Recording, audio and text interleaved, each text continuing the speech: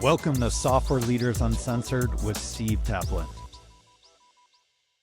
Welcome to Software Leaders Uncensored, where tech leaders drop the filter and just tell it like it is. I'm your host, Steve Taplin, a serial technology entrepreneur who's launched 30 companies, failed at 20, but scaled 10 of those to success. I turned that roller coaster of a ride into my book. It's called Fail Hard, Win Big, where I teach you how to turn failure into your biggest competitive advantage and how custom software has played a defining role in every win I've had. Now I'm the CEO of Sonatify Technology. We help scale engineering teams with proven nearshore talent out of Latin America without the overheads, delays, or the drama. Today, I am joined by Mahdi Hussein, who is the CEO and founder of Supersonic POS. Mahdi is an engineer turned VP of engineering turned CEO and founder. Mahdi, welcome to the show. Glad to have me on. Thank you. I appreciate it. All right. If you would, Mahdi, take our listeners through the journey of your career. And you look like a young guy that has had success early. So this should be exciting. Thank you. I appreciate it. So I started out as when I was in high school, went straight to VP of engineering. Got my first shot basically I was in robotics and in high school, and a guy I met kind of introduced me to a company, doing government consulting projects. We started talking. I met through connections, met this guy who, ran the company and, kind of gave me a shot. He liked what I was writing code in high school. He's like, hey, you're right cool. Out of high school? Right. During high school. So Wow. He was like, I like you. You're hired. Started as a normal software engineer there, and kind of, just trial by fire straight into it. Like, hey, I'm gonna learn. Because my original story getting into code was more of just a friend actually challenged me one time, said, you'd never be able to write code in your life. You're not smart enough for it. So I think in middle school, I downloaded the How to Program C++ or Advanced C++ 2000 book. And I just read through it and just dug through it, learned code back in middle school. And that's obviously later in high school, got my first job and kept going. Climbed the ladder, got to VP engineering, out of college, and went to UF, go Gators, graduated from there, and still working at the company for a while, and then eventually left the company. Took a bet on, hey, I was like, if I'm going to take a gamble in my life, start something, become a CEO, or start a company, really take that risk. I wanted to take it while I was younger, right? I graduated college early as well, so I was like, hey, I'm young, good time to do it if I'm going to do it. So I took a gamble on starting out at the time. Petrol Outlet was the gas station software we built. That was our OG's original software we started with, and took a gamble on that. This 3 years of grinding, living with my parents, got to the, just getting it built. I saw my father, my family had gas stations, had C-stores. We were, at one point he left the country for 6 months, said, hey, here's the key. You got this. I wanted to go work at Google or some of the big tech, right? Work at Fang. And he was like, no. Well, before you do that, I want to take a vacation. You just graduated.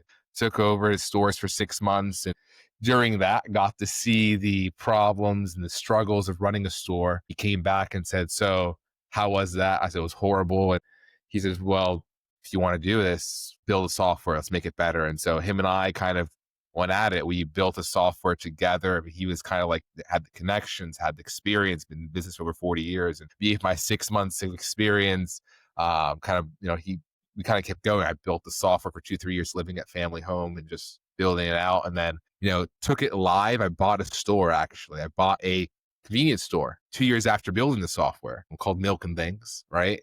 And so we bought a convenience store. We launched the software there, built out, kind of tested it in the real stores as well. And we sold the stores. We took the sales from that store and just doubled the sales with our software, with our platform. We had some real use cases, our system obviously worked. And from there, the rest is history, right? We kind of just scaled out the platform, got more customers, connections, people we knew, showed them what we did, signed up stores. And from there, here we are, right? Now the software you built has now rolled into what is Supersonic POS? Yeah. So my shirt, Supersonic POS, it says powered by Petrol. That's like a little history shirt, right? Because now we're just Supersonic, right? Supersonic POS. Back when we started 2017, we were just a gas station software. We weren't in the point of sale register game. We were just a gas station software. And because we own gas stations, right? So that 6 months experience was running a gas station. And at the time, we already had a POS system, and in the gas station industry is only a handful of systems out there, right? So I kind of took all the money that I had saved up in my prior role, took a gamble on that and said, hey, I'm going to buy a license to integrate into those existing systems, right? I got the SDK toolkit, I made a contract with Verifone, got the toolkit, and built was Petro Outlet, right? So that was our initial foray into, it's our initial product, I want to say, right?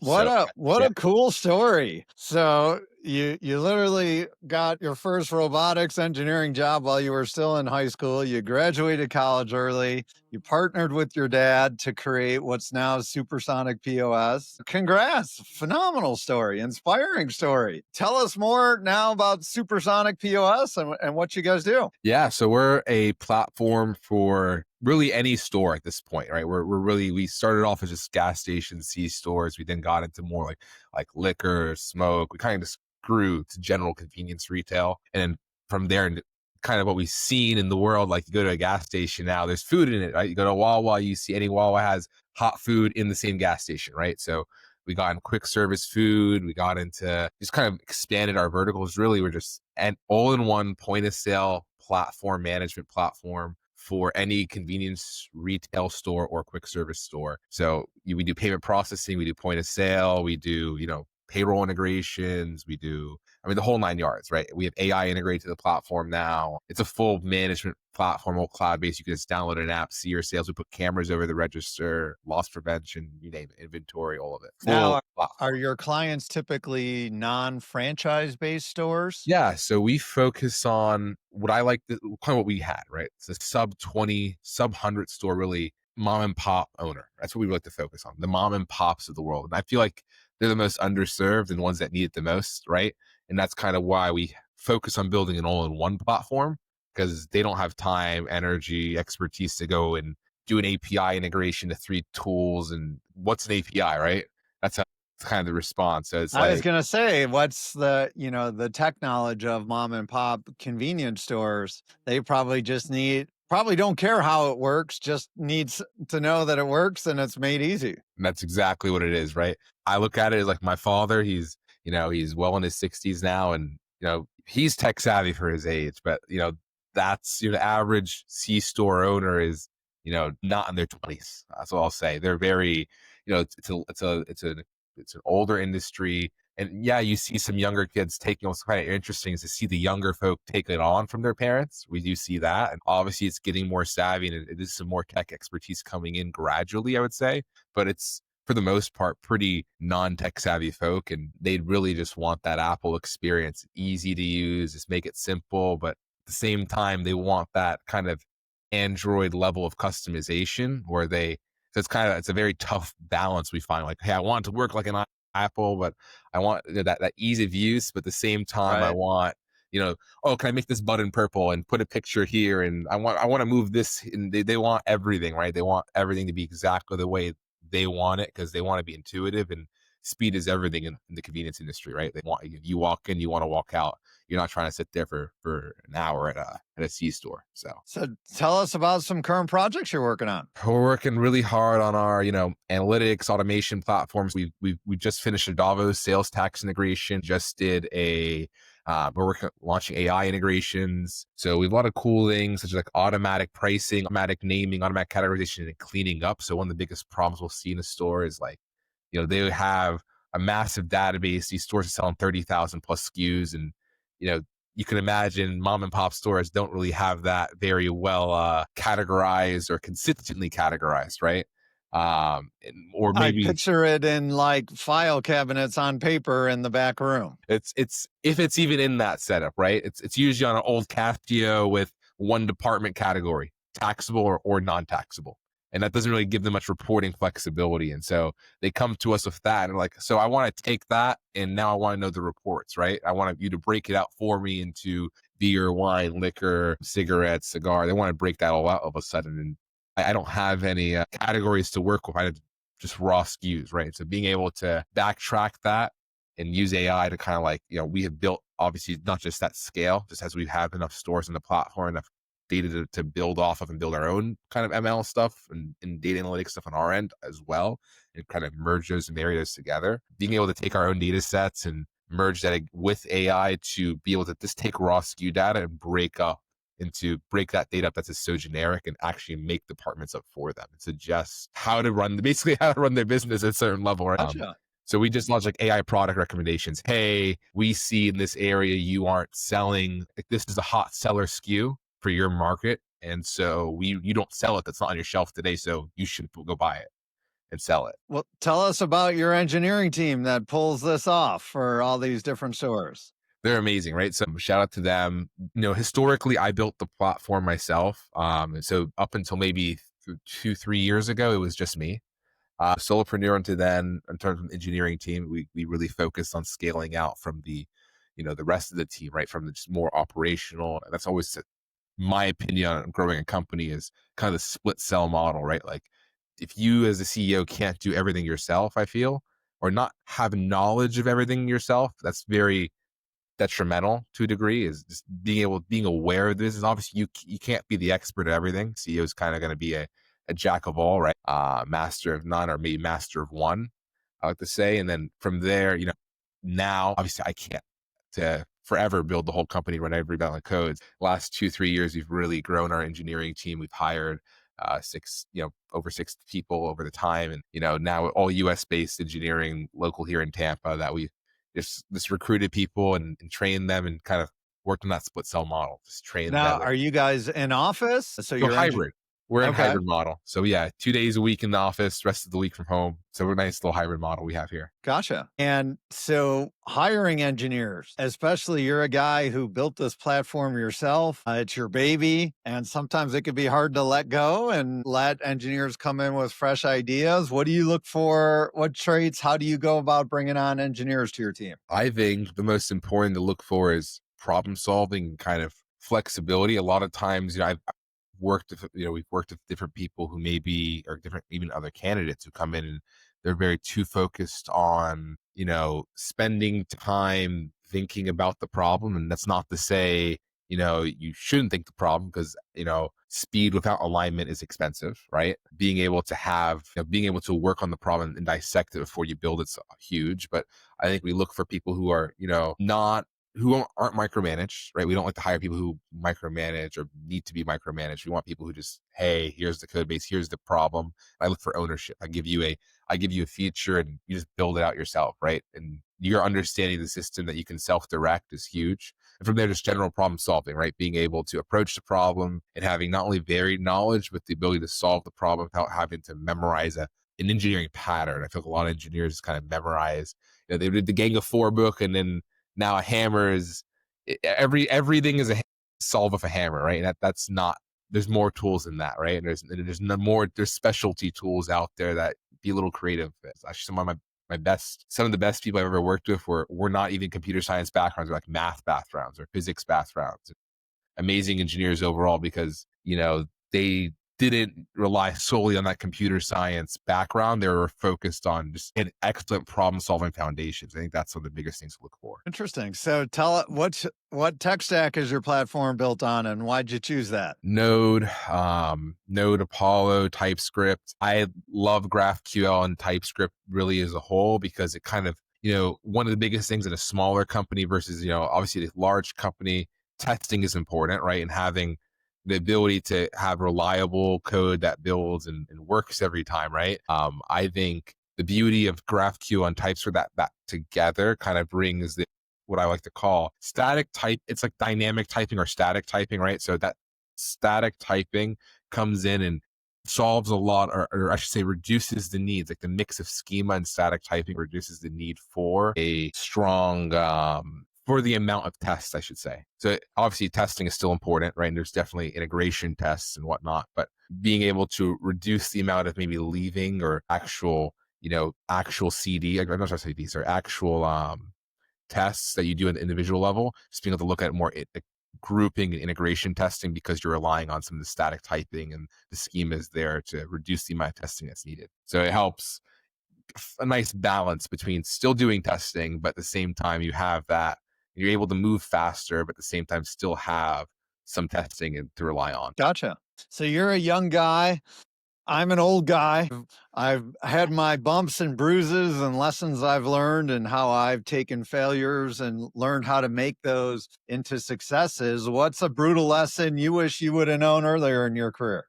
That's kind of what I said earlier. Speed without alignment is expensive, right? Sometimes shipping faster is not the best thing, right? There's the trust that is built and maintained between the customer and and then aligning the team. Like obviously it's a team effort. And if you're not aligning the team, the customer, the business model beyond tech debt, you create organizational fatigue, or you get people to be kind of just, again, loses some faith in maybe the product perspective, just being able to have everyone aligned and having that not just alignment, but also a plan, right? An actual execution plan and following it consistently and having a consistent process is great, right? So balancing, listen, moving fast is amazing. And it's definitely an edge that we have as we move very fast, but I definitely have leaned into more processes and getting that clarity and emphasizing it to keep the team, just overall comfortable and able to move forward. I think that's important, just kind of looking and focusing on your team.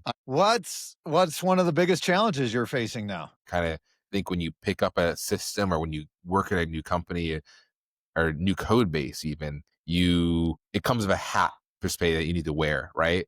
And being able to think in that hat or put on that hat when you're thinking is very important. And so I think one of the biggest challenges has been trying to, not require hires to have to, struggle to wear that hat, but rather document it. And so, because, we built the system originally on some bleeding edge code in 2017. We were using React in 2017, which, React's the norm now, right? But React Native Expo was very bleeding edge back then. So just resolving some of that, kind of upgrading the dependencies, getting everything to the newest way. Back then we were using CRA, now we're using V, right? It's a lot of cool stuff that's just different versus back then, right? So just trying to resolve that and document everything. We have a formal API document now, network flow design flows that we've had to do for our PCI certifications. Just really formalizing everything into a nice packet that makes things a lot cleaner for people coming in has been our biggest challenge currently. So how have you been able to integrate AI into your engineering processes? So from an engineering perspective, I mean, obviously Claude and Cursor is very common now, and everyone on our team uses Cursor. I was kind of little hesitant to at first because I've used AI openly from the beginning with Opus logging into chat and, hey chat, here's this 500-page USDA specification. Write me a parser for this obscure file format that's from the 80s, right? And chat will write out, lo and behold, a 200-line parser that was explained to me in a 500-page PDF, right? So it's beautiful to kind of definitely on that side be able to consume some material like that, right? But beyond just summarizing some very obscure, in our industry, we have a lot of obscure specifications and obscure formats. I mean, everything, you have a lot of old ASCII kind of parsing or even some binary file formats that we have to read and create, right? So some of that's great to use AI for. But Cursor as well on the local side, because again, privacy and security is a huge part of what's needed. We're in the payments business, being able to have that privacy and security, and we have to use models that allow for that privacy and security and that kind of self-hosting, right? Localized environments. I think that's very important when you're using tools like Cursor. More so when you're using a tool like Cursor, I feel like there's a habit of who's the horse and who's the rider, right? You want to make sure that when you're using Cursor or any kind of AI tool that you're guiding the tool, not the tool guiding you per se, right? And I think that's very important because AI is more than glad to gaslight you that, hey, this is the right way to do it, right? This is 100% right and will work every time. And then you run in, it's going to fail because there's that bias that AI brings. So definitely important things to look out for when you use it. But I personally like to, I think what most people should do is, hey, use Claude and use OpenAI, like, in your APIs and even like as the actual website, just using that GUI they provide. And Cursor is cool and use it, but I think some people will over rely on it and just let Cursor run the whole show. And then that can get you in some trouble sometimes unless you're fully aware what Cursor is doing, right? So that's my personal opinion on that.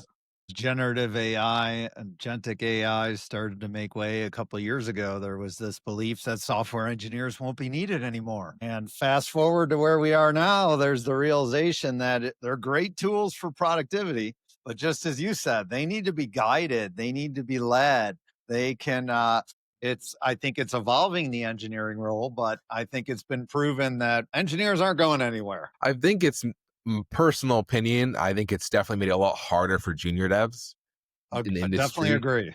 You know, a lot of the junior devs is like the bar is that much higher to get in, right? Because before, junior dev would be given some very rudimentary, write a QA script or write some very basic things. Or that 500-page doc and making it to a 100-line parser would have been something we gave a junior dev, right? Now that's something that, since AI is doing it, if you can't guide the AI and understand and being able to have the background to guide the AI, if a junior dev can't do that, it's just that much harder to get in the industry. And so I definitely think, the bar for junior is now what was mid-level 5 years ago, right? So I think that's a very I interesting. agree.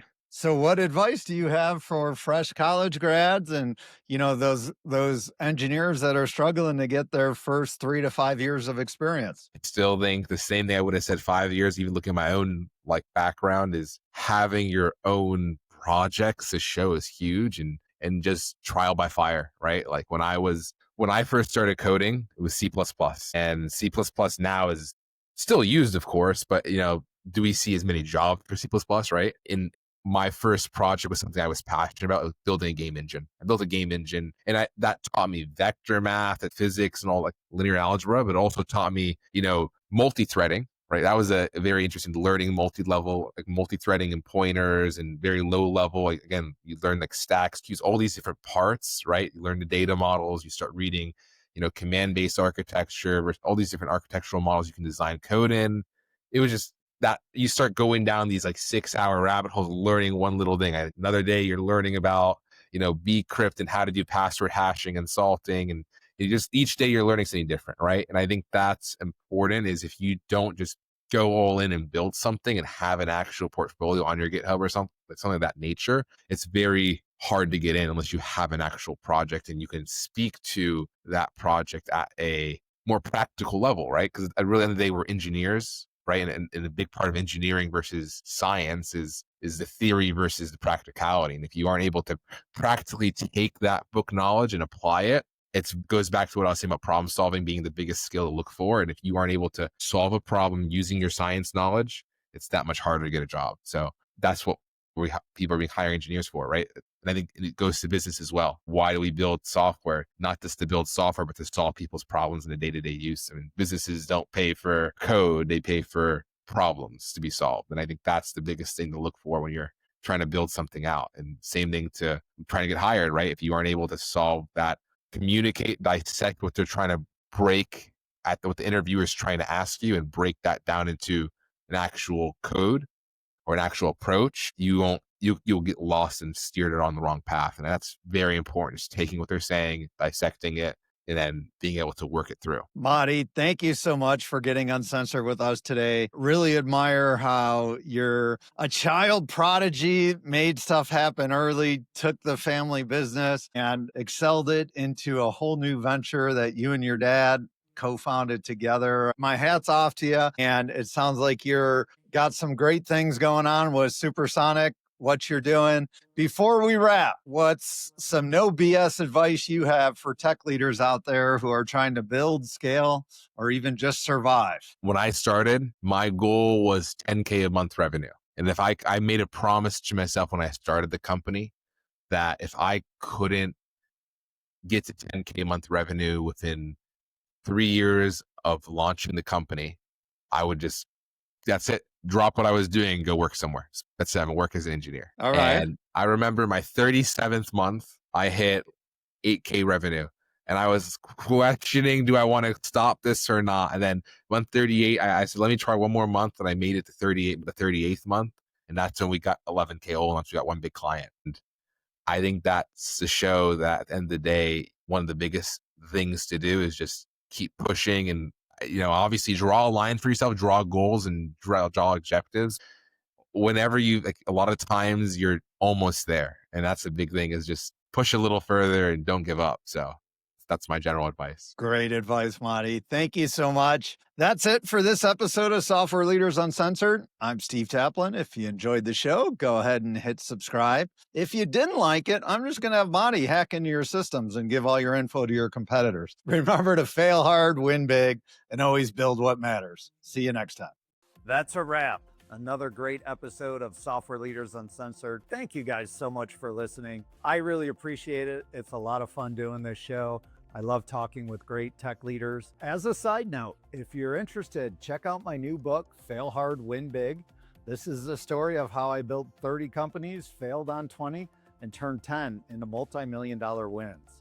The common thread with all of them was custom software. Also, if you need software development help out there, my company, Sonatify Technology, we deliver world-class software development engineers out of Latin America.